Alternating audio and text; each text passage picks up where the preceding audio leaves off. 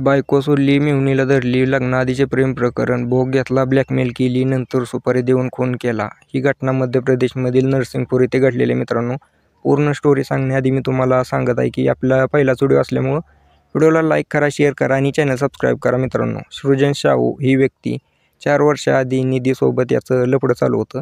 दोघांचं चांगलंच चालू होतं. लॉजवर जा, मित्राच्या रूमवर जा, तिथं काम कर, अशा घटना घडत होत्या. तर मित्रांनो, सृजन शाहूच्या घरी समजलं की यांचा बाबा चालू आहे. तर त्यांनी डोकं चालवलं आणि याला निधीच्या चुलत बहिणीसोबत जुळवून दिलं, म्हणजे लग्न केलं. ती पण दिसा चांगली असल्यामुळे सृजन शाहू पहिले 2 वर्ष तरी शांत बसला. पण नंतर त्याला असं लक्षात आलं की बाबा आता ही तर कुठं जाणार नाही, आता ही तर आपली परमनंट आहे. जी काही निधी होती तिच्यासोबत मजाच वेगळी होती. तिला बोलवू परत. पण निधीचंही लग्न झालेलं होतं. निधीला एक लहान मुलं होतं. निधीला ब्लॅकमेल करायला चालू केलं की बाबा तुझं पहिलं फोटो आहेत माझ्याकडे, तू ये नाही तर मी व्हायरल करीन, तुझ्या नवऱ्याला पाठवीन. तीही घाबरली, 1-2 वेळा आली. पण नंतर येण्यासारखं शक्य नाही ना. तिनं पण कटाळून गेली. तिनं डोकं चालवलं. जे काय आपल्या सोनं आहे गहाण ठेवलं आणि साहिल या नावाच्या व्यक्तीला सुपारी दिली 50,000 रुपयाला. साहिलचा एक नाबालिग मित्र. ते ठरवलं की चल आपण 25 तारखेला याचा खून करू. जंगलाच्या बाहेर घेऊन ये, म्हणजे शहराच्या बाहेर घेऊन ये, जंगलात जाऊन खून करू. निधीनं बोलवलं, ये आज जाऊ जंगलात, मजा करू. तो पण गेला बाहुचळल्यावानी. त्या तिघांनी मित्र साहिलचा, नाबालिग साहिल, निधी बोलवलं. स्विफ्ट गाडी आणली होती भाड्यानं लाल कलरची. टाकलं त्याच्यामध्ये आणि केला की खून केला, जंगलात नेऊन टाकलं.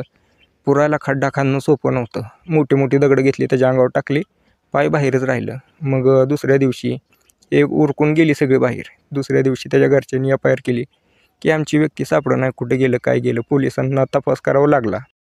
पोलिसांनी CCTV वगैरे चेक केलं तर त्यामध्ये त्यांना साहिलचा नाबालिग मित्र आणि ही निधी दिसली. तर त्याच्यासोबत गाडीत बसताना हा सृजन शाहू दिसला. पोलिसांनी लगेच त्या निधीला आणि साहिलला ताब्यात घेतलं. विचारलं की काय प्रकरण आहे.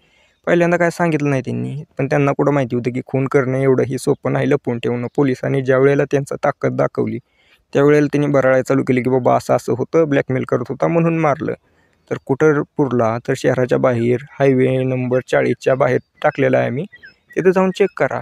त्यांना घेऊन गेली. तिथं सगळ्या परिसरात वास सुटलेला होता. पोलिसही घाबरायला लागले जंगलात जायला, असल्या जंगलात रात्री. आणि अशा काय अवस्थेत पडलेला होता मृतदेह. मोठी मोठी दगडं टाकलेली होती, पाय बाहेरच होतं. पोलिसांनी बॉडी ताब्यात घेतली, पोस्टमॉर्टमला पाठवली. निधी आणि साहिल आणि त्याचा नाबालिग मित्र यांना ताब्यात घेतलेला. मित्रांनो, अशा काय घटना घडत आहेत समाजामध्ये, तर अशा घटनापासून वाचण्यासाठी आपल्याला जागरूक राहिलं पाहिजे.